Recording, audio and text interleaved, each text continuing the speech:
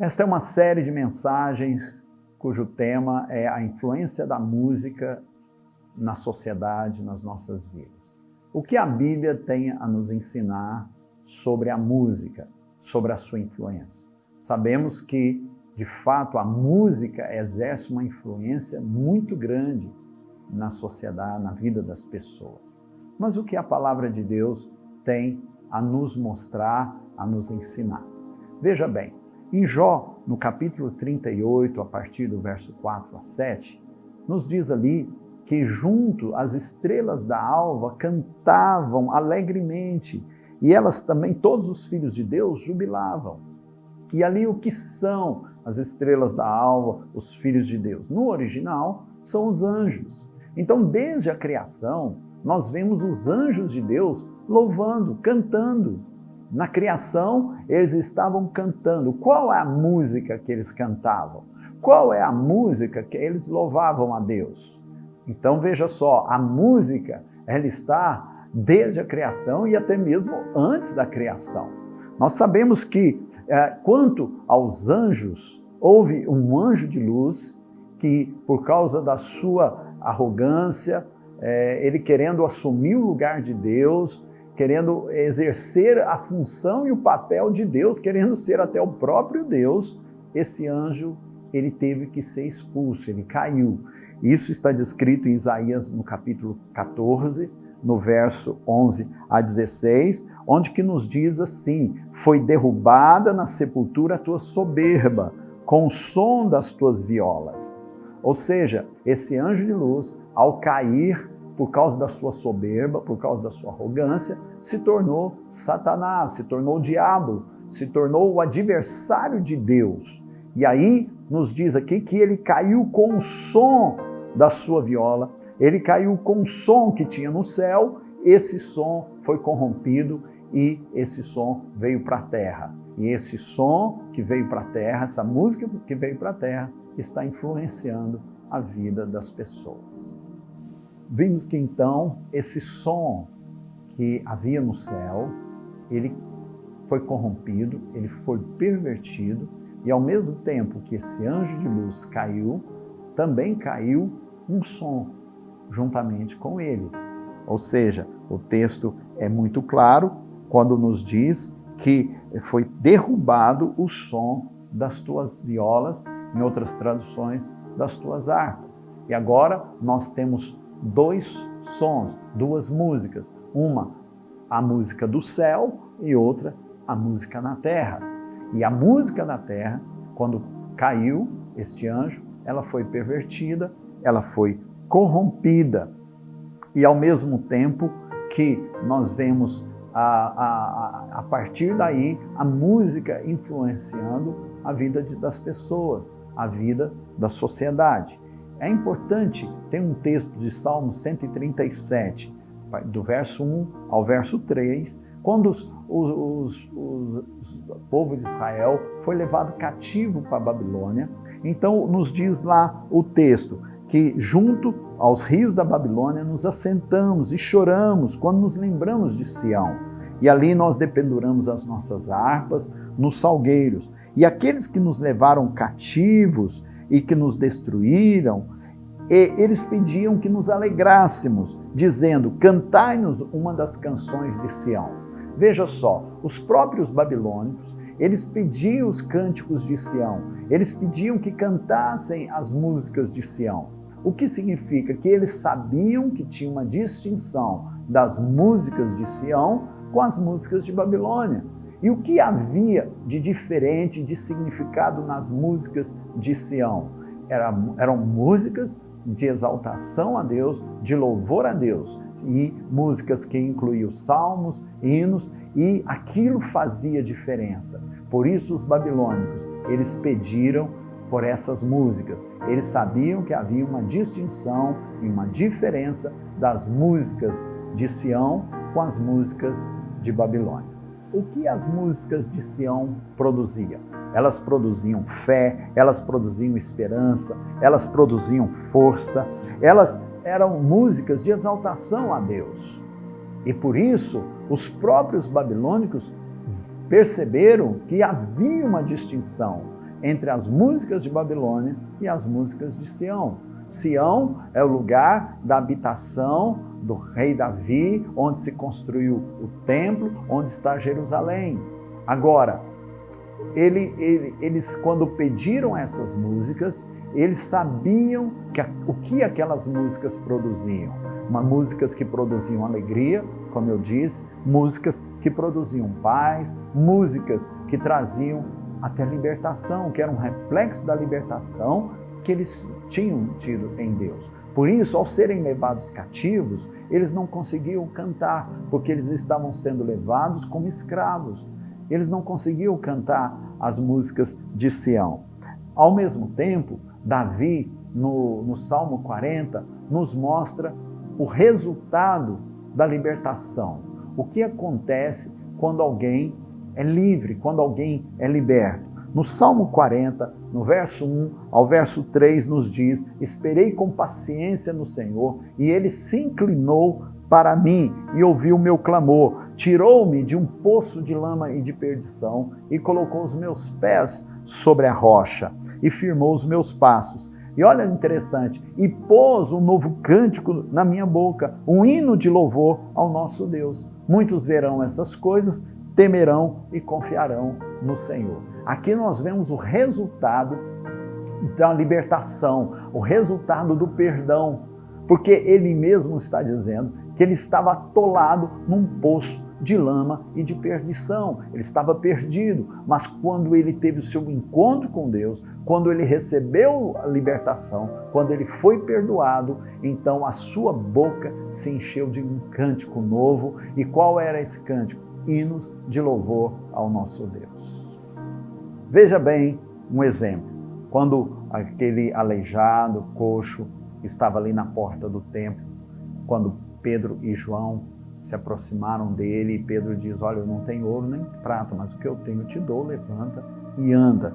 Então, esse texto de Atos capítulo 3, verso 8, quando ele foi curado, diz que ele saltando, pôs-se em pé e andou, e entrou com eles no templo, andando, saltando e louvando a Deus. Aquela cura, ela trouxe algo de louvor a Deus. E qual era esse louvor? A própria palavra já nos diz, a música de exaltação a Deus. O louvor é isso, é uma música de exaltação a Deus. E diz que todo o povo viu louvar a Deus e assim viu o milagre que tinha acontecido na vida dele ao ser curado. Veja bem, o próprio Davi ensina, ele não somente ensina, mas ele motiva cantar ao Senhor.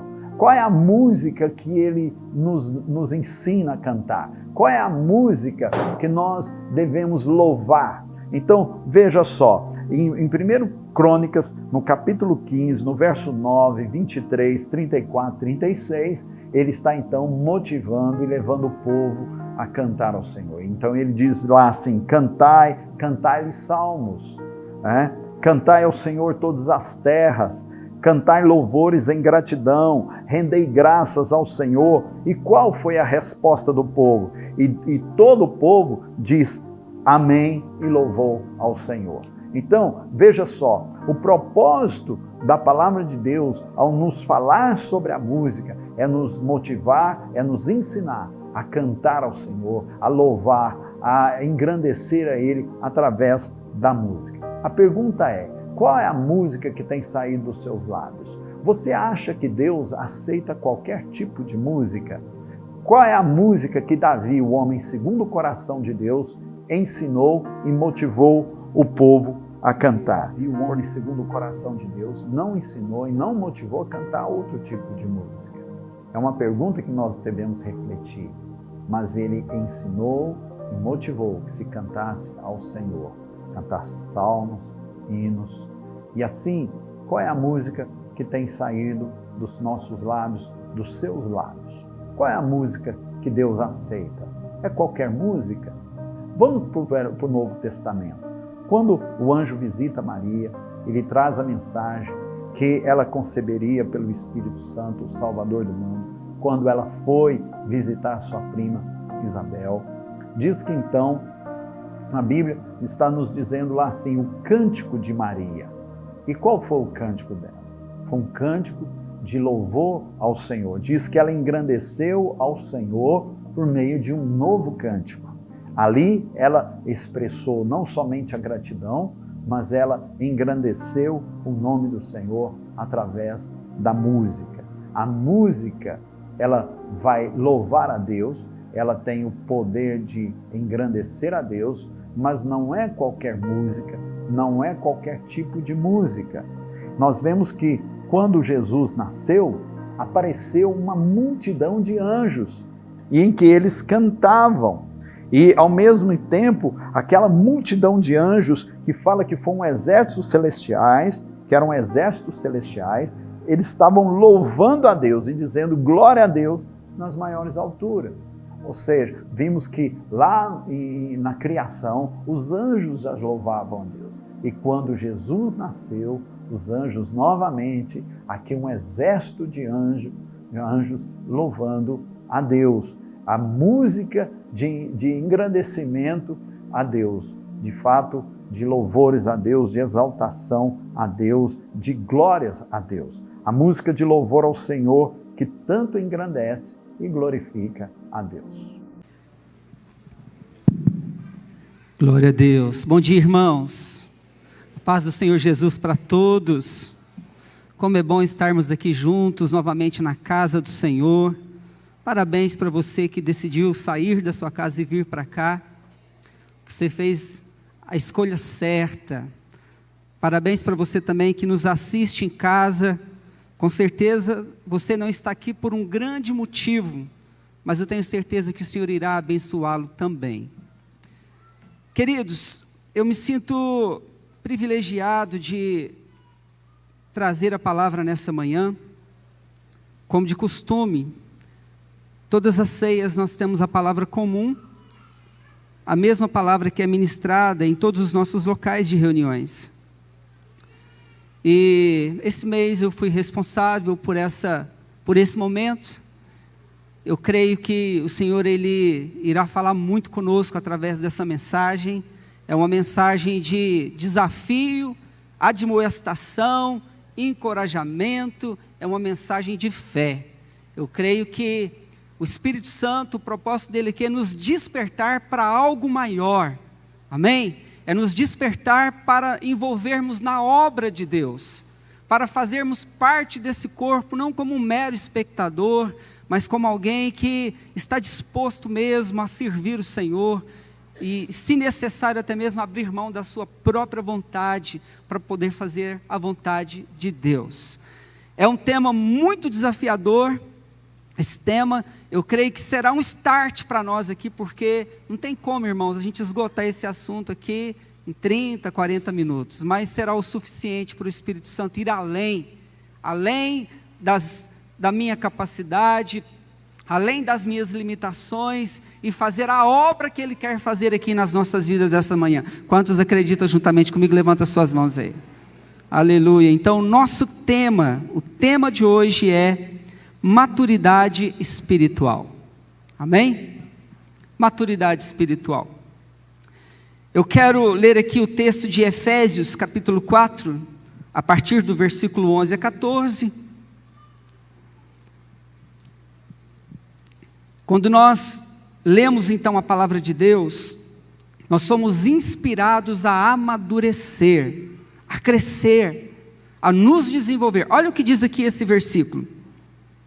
Ele designou alguns para apóstolos, outros para profetas, outros para evangelistas e outros para pastores e mestres, com o fim de preparar os santos para a obra do ministério, para que o corpo de Cristo seja edificado, até que todos alcancemos a unidade da fé e do conhecimento do Filho de Deus, e cheguemos à maturidade, atingindo a medida da plenitude de Cristo. O propósito é que não sejamos mais como crianças, levados de um lado para o outro pelas ondas, nem jogados para cá e para lá, por todo o vento de doutrina, e pela astúcia e esperteza de homens que induzem ao erro. Então, vejamos bem, irmãos, olha o que o Senhor está dizendo aqui. O Senhor, Ele espera de nós, então, um amadurecimento na caminhada da fé.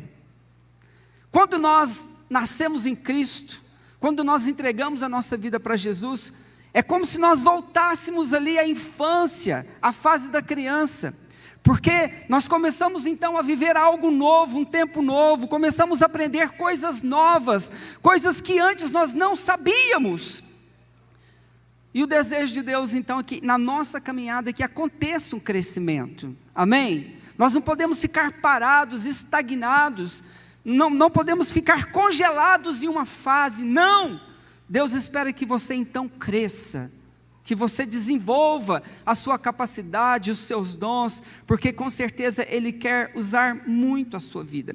Então o apóstolo Paulo, aqui ele faz menção sobre os dons ministeriais, e ele fala sobre a importância de cada um de nós estarmos envolvidos então na obra de Deus. Diga para a pessoa que está ao teu lado, você foi chamado para ser aperfeiçoado.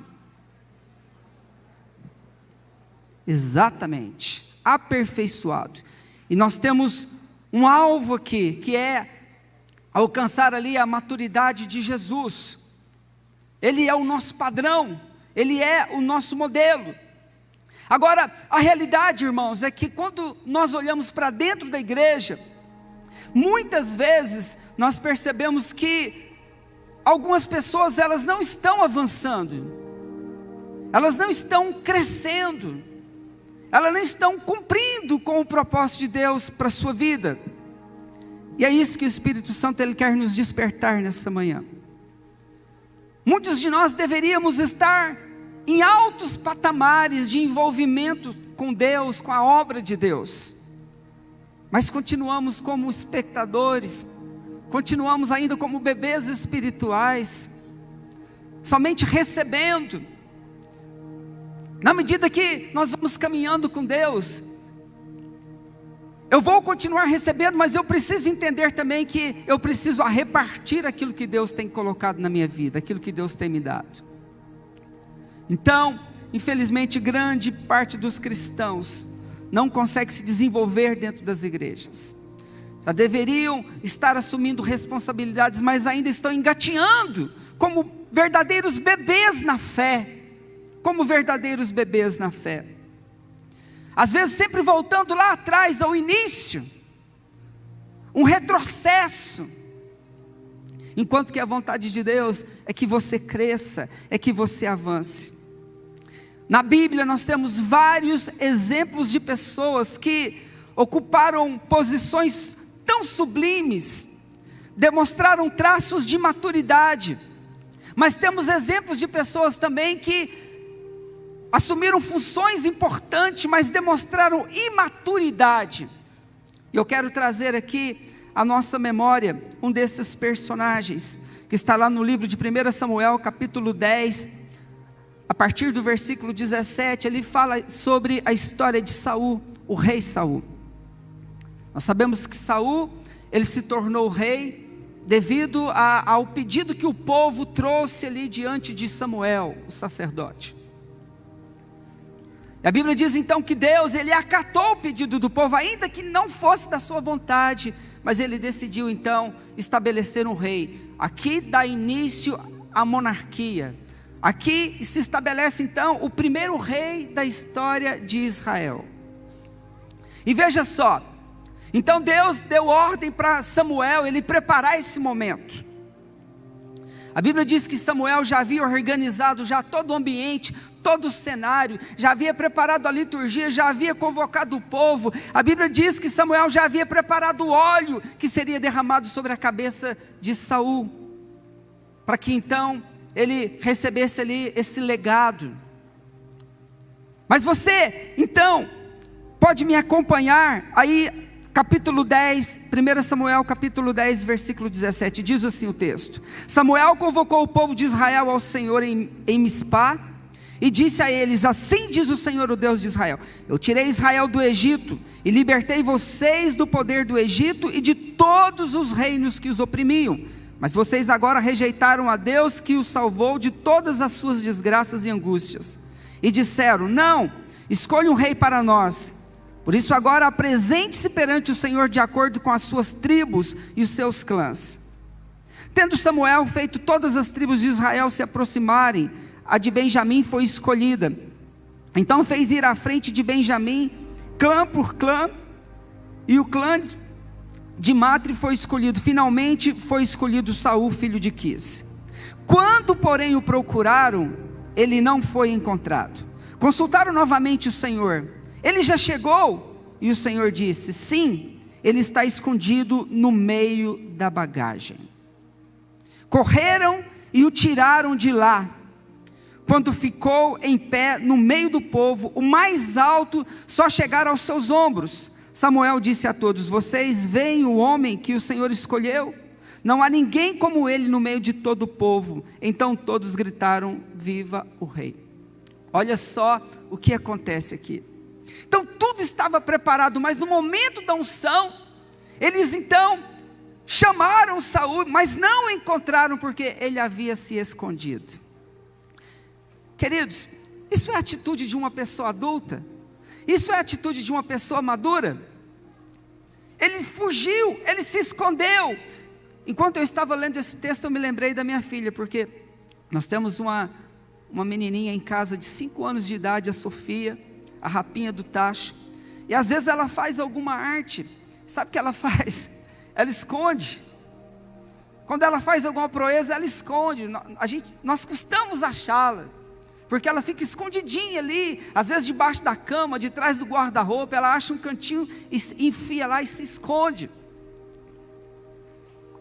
Quantas vezes nós não estamos escondendo também diante do chamado de Deus para as nossas vidas? Talvez nós não estamos nos escondendo no meio da bagagem, mas a bagagem pode ser qualquer coisa. Quantos não estão se escondendo de Deus? Quem sabe através do trabalho. Você está se envolvendo tanto no trabalho secular, é uma forma de você fugir, se esquivar da responsabilidade que Deus tem para você dentro da igreja, no ministério. Irmãos, nós precisamos nos posicionar nessa manhã, nesse dia. Nós sabemos que Saul, ele tinha tudo então para ser um dos melhores reis da história de Israel. Como diz aqui o texto, ele era um dos homens mais altos. Ele vinha de uma família de expressão, de uma tribo que tinha ali um lugar na sociedade. Ele vinha de uma família que tinha posses. Saul, ele tinha preparação também para ser um guerreiro. Ele tinha características, ele tinha atributos importantes, mas naquele momento faltou o principal: a maturidade espiritual. Então vamos lá. Muitos de nós então estamos nos comportando de maneira infantil. O que é maturidade? Dentro de um contexto bem geral, pode projetar aqui, por favor.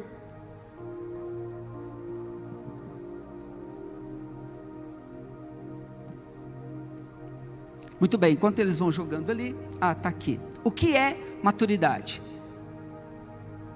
De uma maneira bem resumida, é estar pronto para enfrentar as fases que a vida nos proporciona de maneira sábia e equilibrada. Então, está aqui o conceito de maturidade. Se nós buscarmos no dicionário um pouco mais profundo, diz que é o estado ou condição de uma pessoa que atingiu e desenvolveu o seu potencial ao máximo. Então, maturidade faz referência a uma plenitude, a um desenvolvimento completo. Como seres humanos, nós somos chamados a atingir essa plenitude, onde alcançaremos esse desenvolvimento ao máximo das nossas faculdades. Amém, irmãos? Então veja só, mas infelizmente a realidade que vivemos hoje é que muitas pessoas no corpo de Cristo, muitas pessoas dentro da igreja, estão expressando exatamente o contrário. Expressam imaturidade na sua caminhada cristã. Imaturidade. Quando nós buscamos as esferas da maturidade, Ali fala a respeito da maturidade física. Pode ir jogando, por gentileza, o quarto slide. A maturidade física. A maturidade física, ela se desenvolve automaticamente. Na medida que nós nascemos, nós começamos a crescer, o nosso corpo, o nosso organismo, ele começa a desenvolver, até que nos tornamos então, ali, o nosso organismo como um organismo maduro, ou de uma pessoa adulta. Então, essa etapa da vida, na qual todos os sistemas fisiológicos próprios do nosso organismo, eles vão atingindo ali por completo o seu desenvolvimento. Então, quando falamos de maturidade física, isso é algo que acontece automaticamente. Agora, a maturidade intelectual, ela fala de uma capacidade, onde nós vamos adquirindo conhecimento das coisas, vamos aprendendo com a vida, vamos aprendendo no mundo acadêmico, na medida que nós vamos caminhando. É conhecimento adquirido. Conhecimento adquirido. Mas eu quero dizer algo importante para você. A maturidade intelectual, então, ela fala sobre conhecimento. Mas conhecimento nem sempre ele está relacionado com sabedoria. Você consegue fazer distinção disso? Eu conheço muitas pessoas que têm muito conhecimento, têm formações acadêmicas invejáveis, mas são pessoas que não sabem agir com sabedoria, porque a sabedoria nós não adquirimos através do conhecimento aqui nessa terra. A sabedoria nós aprendemos é com Deus. A Bíblia diz, através do apóstolo Tiago, se alguém tem falta de sabedoria, peça a Deus que Ele a dá. Então, maturidade fala também então de crescimento intelectual, fala de conhecimento. A outra esfera da maturidade está aqui, maturidade afetiva.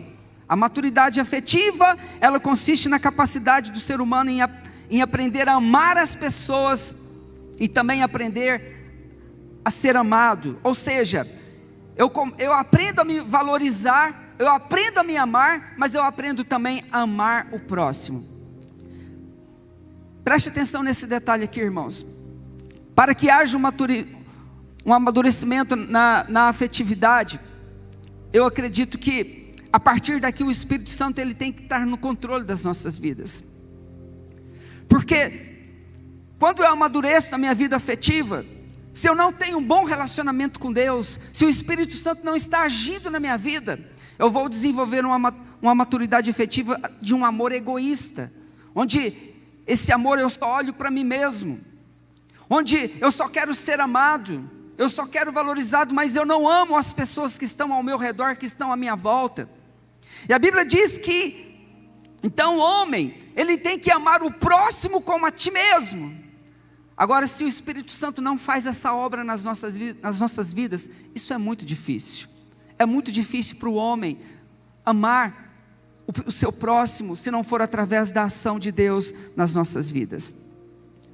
A outra esfera da maturidade é a maturidade espiritual. Também da mesma forma. O que é a maturidade espiritual de uma maneira bem resumida também? É quando nós atingimos aquele nível onde eu passo a estar atento na caminhada em relação ao pecado. Onde eu passo a ser mais vigilante, onde eu começo a buscar santidade para a minha vida, na minha caminhada. Isso também é o mover de Deus nas nossas vidas, porque se o Espírito Santo não agir nas nossas vidas, não há maturidade espiritual. Maturidade espiritual também fala do meu envolvimento com a obra de Deus, também fala do meu serviço prático, materializado na casa de Deus. Quantos estão me entendendo? Levanta a sua mão. Isso mesmo. Então nós percebemos aqui que todos nós temos um grande desafio na medida em que nós crescemos. Precisamos alcançar esse equilíbrio nessas esferas, esse equilíbrio. Então, repetindo, a maturidade física é automático, a intelectual é através do conhecimento, da busca do conhecimento. A afetiva é quando eu aprendo a me relacionar comigo mesmo e também com o próximo. E a espiritual fala então de uma caminhada com santidade, fala de uma caminhada com compromisso com a obra de Deus, com envolvimento na obra de Deus.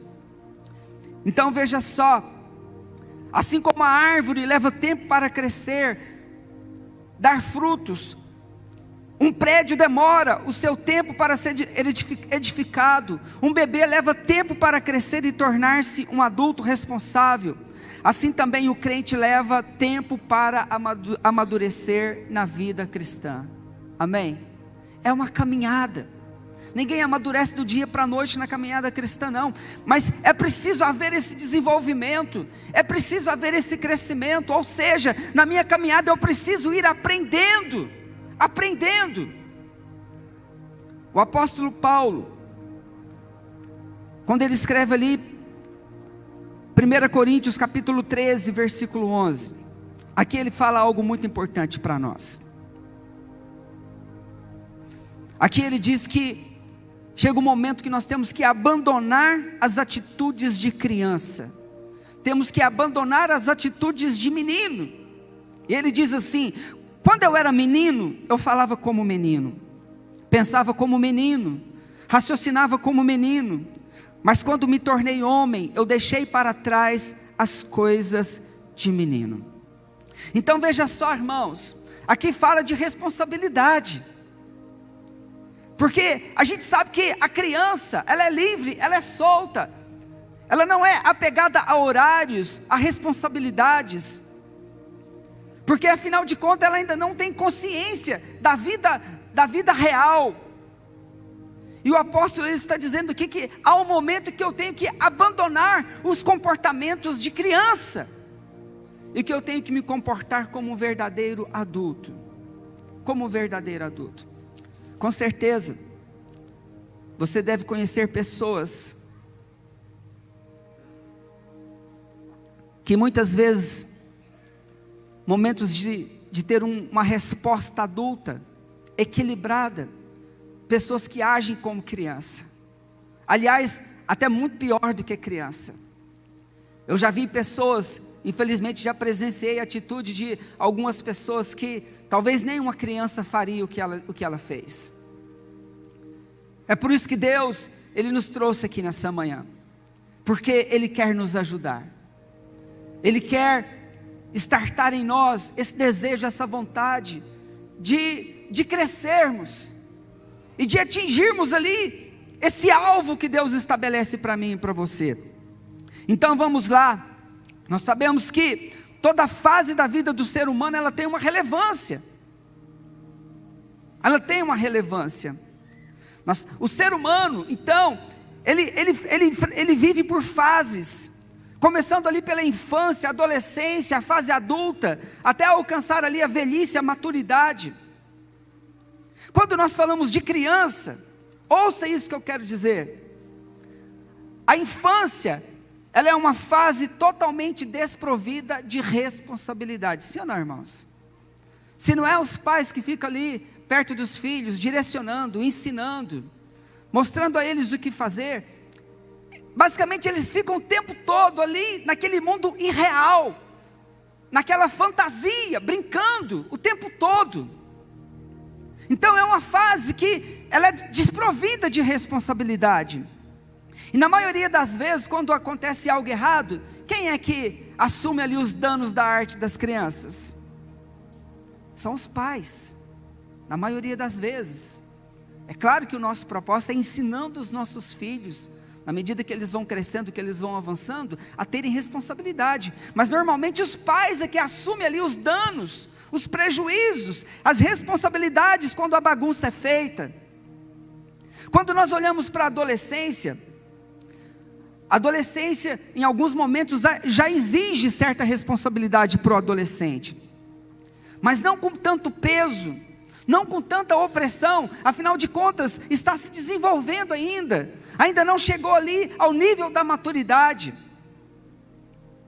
Mas quando chega na fase adulta, o adulto, ele é cobrado que seja responsável, que seja cuidadoso em todas as áreas da sua vida. É requerido do adulto então que ele cumpra os seus deveres, que ele responda por tudo que ele faça, sim ou não? Isso mesmo. Então veja só, aqui fala de um crescimento, fala de um progresso que precisa acontecer nas nossas vidas. Atitudes infantis em adultos, irmãos, elas em alguns momentos, elas são vistas até com bom grado. Quando um adulto faz uma graça, conta uma piada, mas se ele continua expressando aquele comportamento, dia após dia, hora após horas, todos vão perceber que há algo errado na vida daquele adulto. Todos vão perceber que ele está se comportando como uma criança, que não houve um desenvolvimento na sua vida. Não houve um desenvolvimento. Porque o natural é que o adulto cresça, que ele seja adulto, que ele assuma então as suas responsabilidades, que ele responda por todos os seus atos.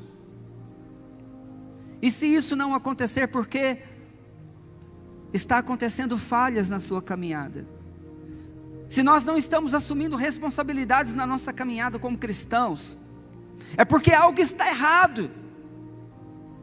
Às vezes nós olhamos para a igreja, pessoas que já estão na igreja há tanto tempo, há tantos anos, mas não assumem responsabilidades.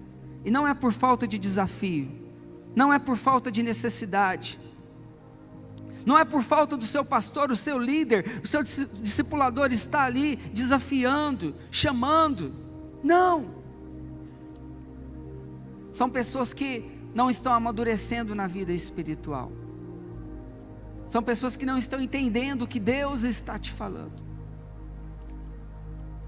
Até quando nós vamos ficar nessa posição só de receber? Até quando nós vamos continuar sentados só observando as coisas acontecer? A igreja não pode ser como um estádio de futebol. Milhares de pessoas ali nas arquibancadas torcendo, faça isso, faça aquilo, vai lá. Enquanto algumas poucas pessoas estão ali no meio do campo suando a sua camisa, dando sangue. Às vezes sobrecarregado com o excesso de atividades, com tanto serviço. Enquanto seria tão fácil, se toda a igreja se envolvesse, se toda a igreja se colocasse à disposição, se toda a igreja cumprisse o propósito de Deus para a sua vida, as coisas seriam muito diferentes. Seriam muito diferentes. A realidade seria outra. Olha o que diz aqui o escritor de Hebreus, no capítulo 5, versículo 12, ele fala o seguinte: tendo novamente a necessidade de alguns que vos ensine, de novo, quais são os princípios elementares dos oráculos de Deus, assim vos tornastes como necessitados de leite, e não de alimento sólido. Ora, todo aquele que se alimenta de leite, é inexperiente na palavra da justiça, porque é criança. Aqui o autor de Hebreus, ele está dizendo que algumas pessoas na igreja ainda continuam a receber leite, enquanto deveriam já estar na fase dos alimentos sólidos.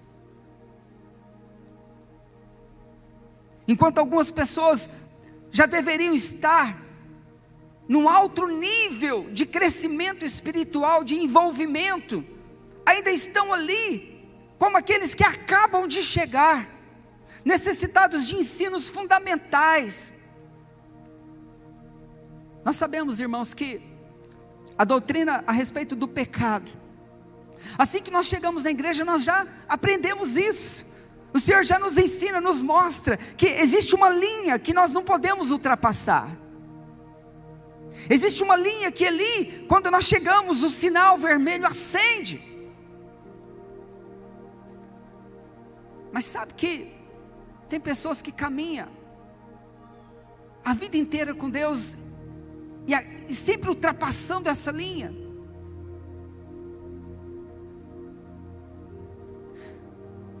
Olha só, então o autor está dizendo aqui, ele está falando sobre pessoas imaturas, pessoas que são caracterizadas pela necessidade de ficar sempre repetindo o mesmo ensino várias vezes. E a Bíblia compara aqui esse alimento como leite, aquilo que é básico. deveriam estar recebendo ensino avançado, comparado então como alimento sólido. Caminhando mais um pouquinho, 1 Coríntios capítulo 3, verso 1 a 3. Olha o que Paulo diz aqui. Eu, porém, irmãos, não vos pude falar como a espirituais, e sim como a carnais, como a crianças em Cristo. Leite vos dei a beber, não vos dei alimento sólido, porque ainda não podies suportá-lo, nem ainda agora podeis, porque ainda sois carnais, porque havendo entre vós ciúmes e contendas, não é assim que sois carnais e andais segundo o homem? Paulo, então ele traz algo muito importante aqui. Ele está dizendo que ali na igreja de Corinto, algumas pessoas ainda estavam tendo comportamentos de criança. Slide número 5, por favor. Comportamento de criança.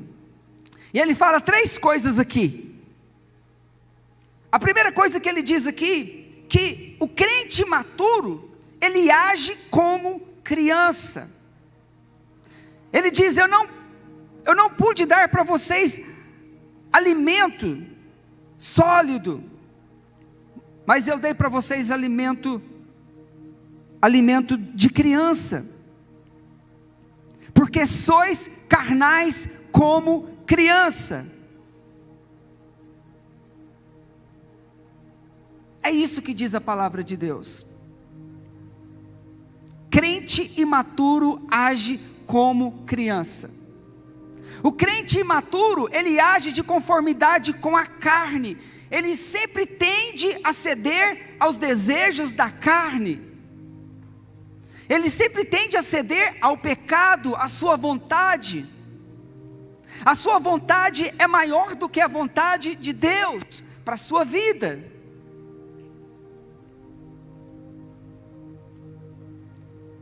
O crente imaturo, ele copia também o modo de viver dos incrédulos.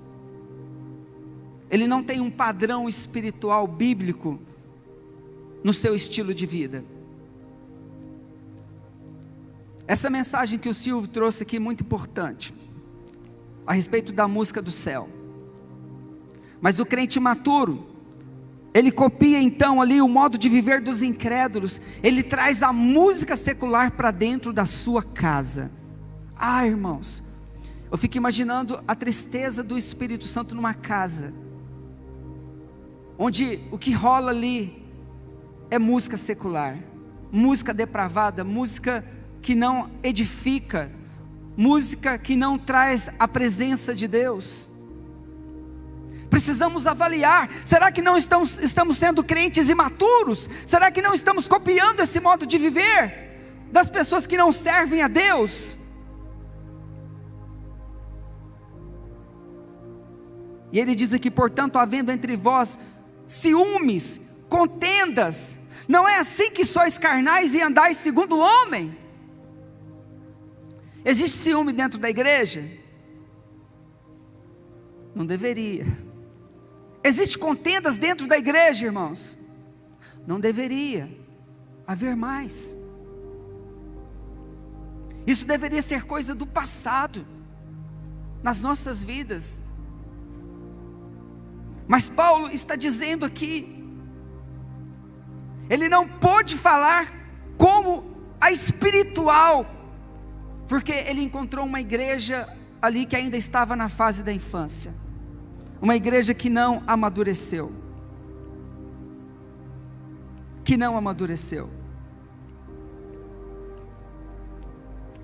Eu quero citar aqui o perfil de uma pessoa imatura. Pode jogar aqui por gentileza. O perfil de uma pessoa imatura. Eu não sei se vai dar para vocês enxergarem daí.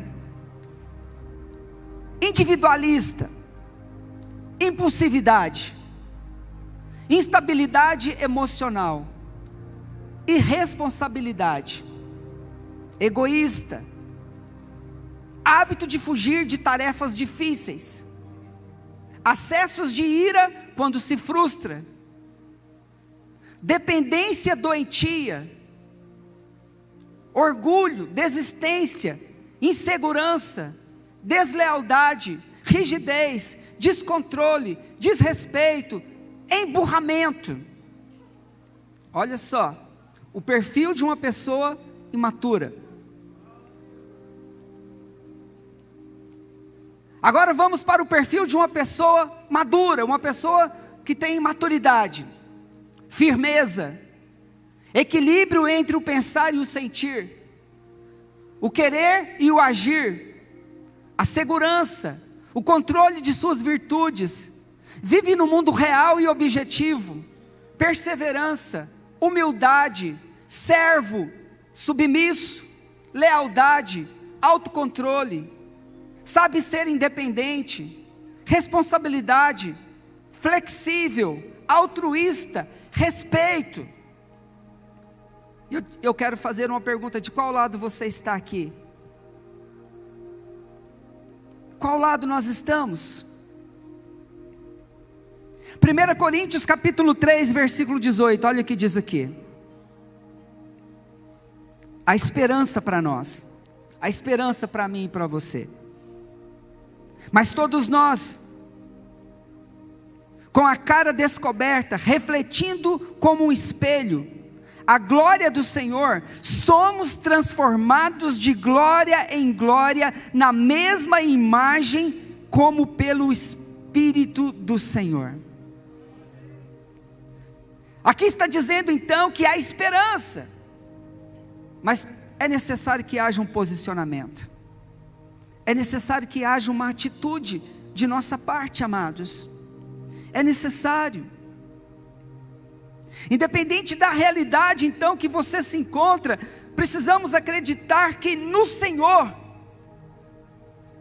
pode haver uma transformação em nossas vidas, pode. Então, quando nós avaliamos esses dois perfis, de qual lado eu estou? De qual lado? Sabemos que o nosso exemplo maior de maturidade então é Jesus Cristo. A Bíblia diz que, lá no livro de Lucas capítulo 2, verso 42 a 50, eu não vou ler esse versículo, mas eu quero apenas citá-lo. Num dado momento Jesus estava indo ali para Jerusalém para adorar a Deus, tinha 12 anos de idade com seu pai e sua mãe. Diz que ele se perdeu nessa viagem. Maria e José encontraram Jesus, ele estava no templo, 12 anos de idade. E eles encontraram Jesus ali junto com os mestres da lei, os líderes religiosos, e Jesus estava pregando para eles, Jesus estava ensinando a respeito das coisas do reino de Deus. E diz que os mestres da lei ficaram maravilhados de ver a sabedoria de Jesus, uma criança com 12 anos de idade. 12 anos de idade. Ele é o nosso exemplo maior, então.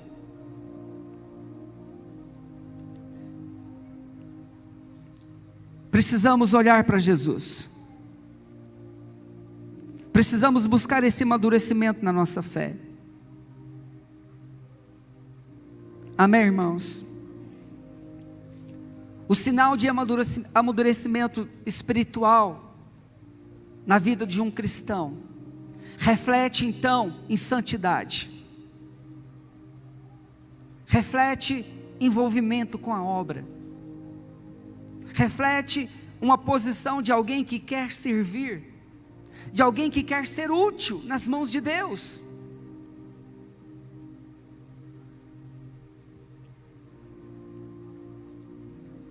Eu quero trazer aqui algumas dicas então,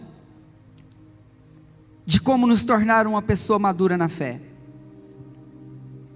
2 Pedro 3,18 diz o seguinte: cresçam porém na graça e no conhecimento do nosso Senhor Jesus e Salvador Jesus Cristo. A Ele seja a glória e para sempre, amém. Hebreus 5, 12 a 14.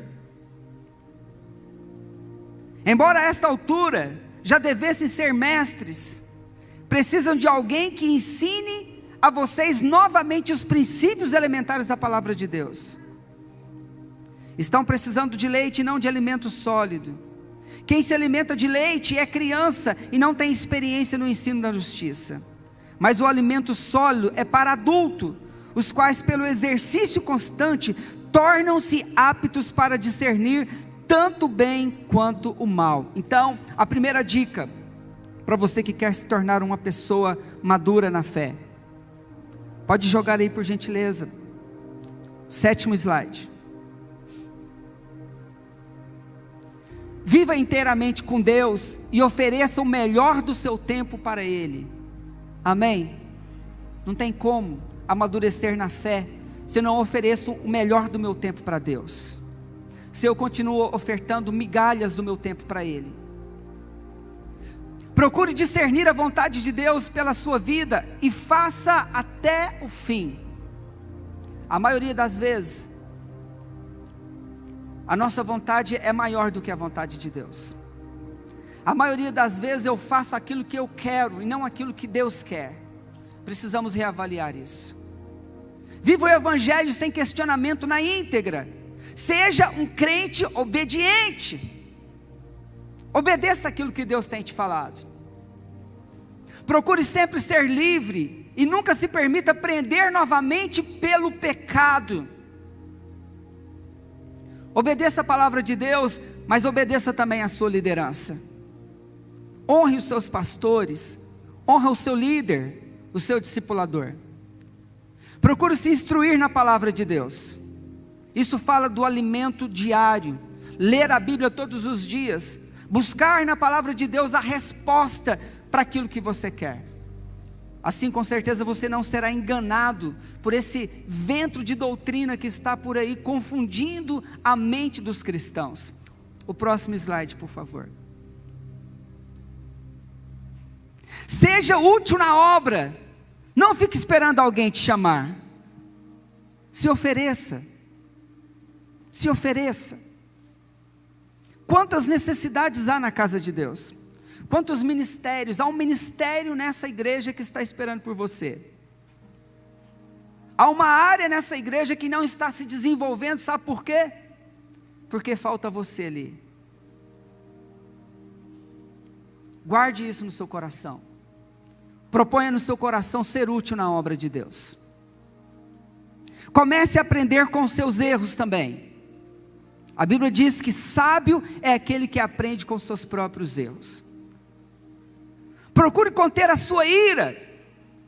Quando o vulcão começar a subir, faça isso. Conte até 5 antes de agir.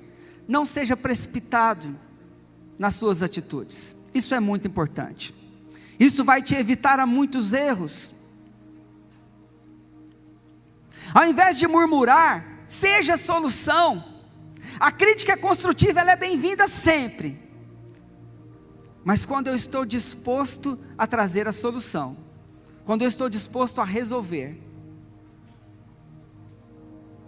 não abra mão de ter um discipulador ao seu lado, alguém para lhe aconselhar. Se você não tem discipulador, procure o seu pastor. Fala para ele: olha, eu quero ser acompanhado, eu quero ser discipulado. Porque a Bíblia diz que uma pessoa que anda debaixo de conselhos, com certeza ela terá muito mais chances de vencer na vida, de acertar nas suas escolhas, nas suas decisões. Fique atento aos feedbacks negativos que vêm de fora, considere-os, procure se consertar. Com certeza algumas pessoas virão e te apontarão os seus erros, mas não veja isso com maus olhos.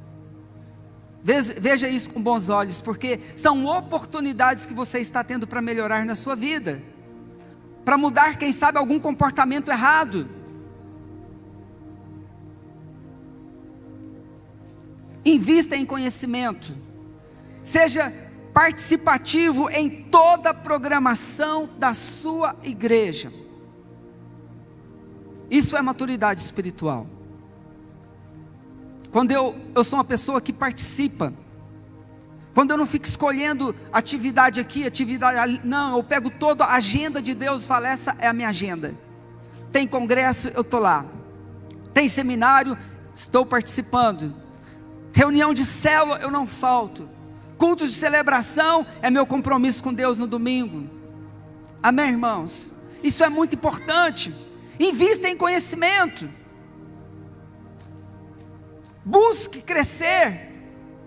Busque avançar. Porque assim, com certeza você vai alcançar maturidade espiritual. Eu quero orar por você agora. Eu quero orar para que o Espírito Santo, então, ele ajude você a sair dessa estagnação, a sair dessa mornidão, a sair dessa apatia. Eu quero orar para que o Espírito Santo acenda dentro de você esse fogo, esse desejo ardente de querer crescer, de querer ser útil, de ser uma pessoa ativa no corpo de Cristo. Vamos ficar de pé em nome de Jesus.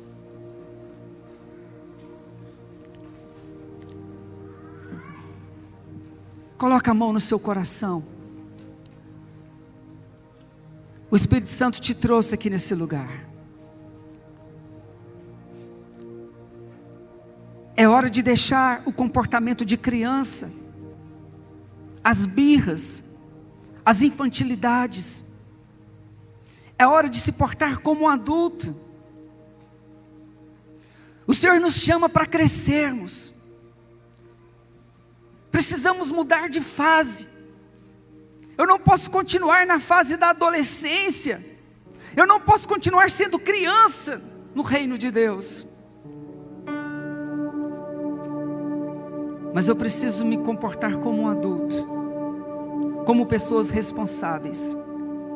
Eu preciso me comportar como pessoas que assumam os seus erros. Pessoas que estão dispostas a se humilharem, mas para trazer conserto. Eu preciso aprender a fazer a vontade de Deus, abrir mão da minha vontade. Eu preciso sair dessa irrealidade, desse mundo de fantasia, e viver nesse mundo real.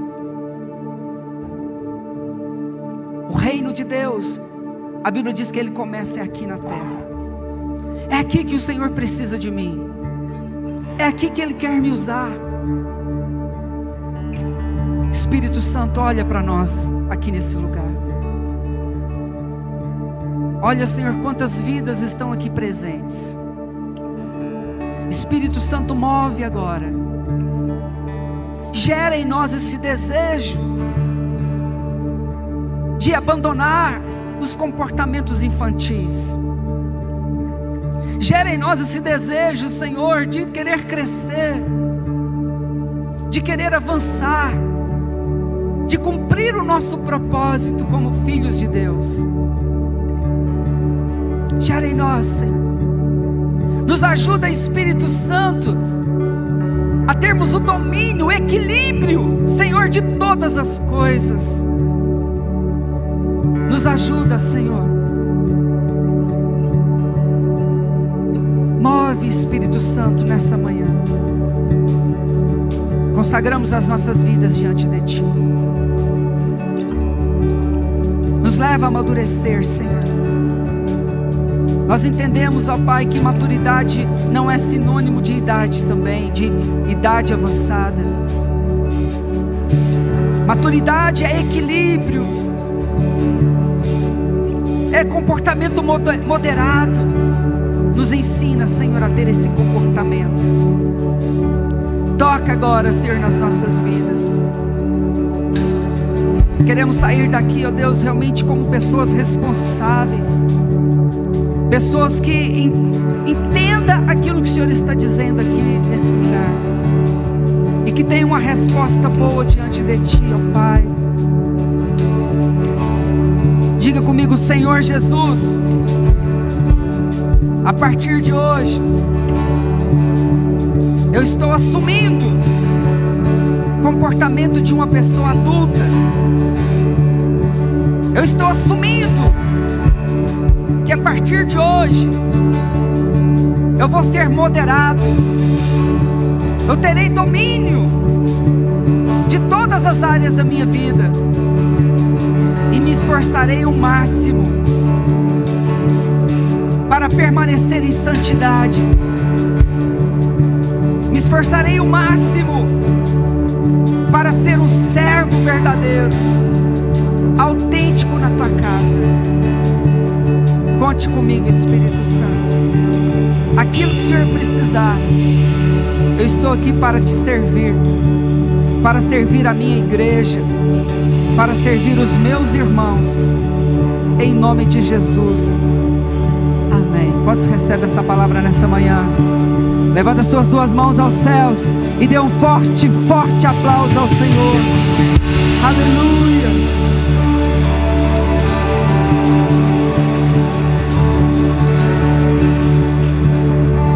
Glória a Deus. Preste atenção no que eu quero dizer agora. Eu quero falar diretamente com você que está aqui pela primeira vez. Você que foi convidado para estar aqui nessa manhã. Deus tem um propósito muito grande pela sua vida. Viver com Jesus é algo maravilhoso. E quando nós entregamos a nossa vida para Ele, então inicia-se um processo de transformação. E você não pode sair daqui sem entregar a sua vida para Jesus. Não vá embora que ainda não terminou. Vamos encerrar com a ceia. Então você precisa entregar a sua vida para Jesus, é o primeiro passo. Eu quero te ajudar a fazer essa entrega. Eu gostaria então, aliás, que todos orassem após mim dizendo: Senhor Jesus, mais forte, Senhor Jesus, nesta manhã eu entrego a minha vida para o Senhor. Eu te convido, Jesus, entra no meu coração, faça morada dentro de mim. A partir de hoje eu te recebo como meu Senhor e Salvador. Transforma a minha vida, Jesus. Eu quero viver os teus planos. Perdoa os meus pecados e faça de mim uma nova pessoa. Em nome de Jesus Cristo. Amém. Há alguém aqui hoje que fez essa oração pela primeira vez, entregando a sua vida para Jesus? Levanta a sua mão bem alta, eu quero te identificar se hoje você está fazendo essa oração pela primeira vez. Não tenha medo, não tenha vergonha de levantar a sua mão nessa hora. Jesus, quando Ele subiu na cruz do Calvário, Ele não se envergonhou do que Ele fez por você. Há alguém aqui que fez essa oração pela primeira vez?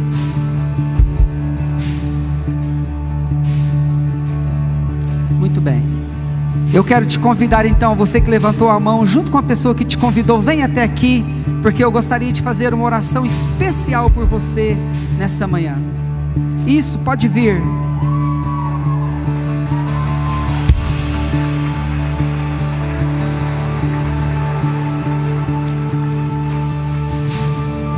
Isso, pode vir, eu estou esperando. Talvez você está aqui, um dia você já entregou a sua vida para Jesus, mas você afastou dos caminhos dele, e hoje você está aqui reconciliando novamente com Ele. Pode vir também, pode ficar virado para mim por gentileza. Muito bem. Eu quero dizer que o Senhor está muito feliz com a sua decisão. É a maior decisão que nós tomamos aqui nessa terra, que é de receber Jesus na nossa vida. Quero orar por você. Senhor, estenda suas mãos por gentileza. Senhor, nós queremos abençoar aqui a vida dessa irmã. Com as nossas mãos levantadas, nós, em nome de Jesus, quebramos agora todo ciclo de maldição que estava sobre a vida dela. E declaramos, ó Deus, uma nova história, um novo tempo começando, Senhor. Ó Deus, escreve o nome dela no livro da vida, Senhor. Onde um dia esse livro será aberto e somente aqueles que tiverem o nome lá entrarão no reino dos céus. A partir de hoje, Senhor, escreve o nome dela. E nós declaramos, ó Deus, um tempo de paz, um tempo de vitória, em nome de Jesus. Amém. Muito bem, olha para mim. Quando nós fazemos essa oração entregando a nossa vida para Jesus, a gente passa a usufruir de uma paz muito grande, que é a paz que só Deus pode nos dar, esse mundo não pode nos dar. E recebemos também o direito de participarmos de mais uma família além da nossa família biológica. E eu quero te apresentar essa nova família, começando por aqui, por os músicos, adoradores. Vira para trás, por gentileza.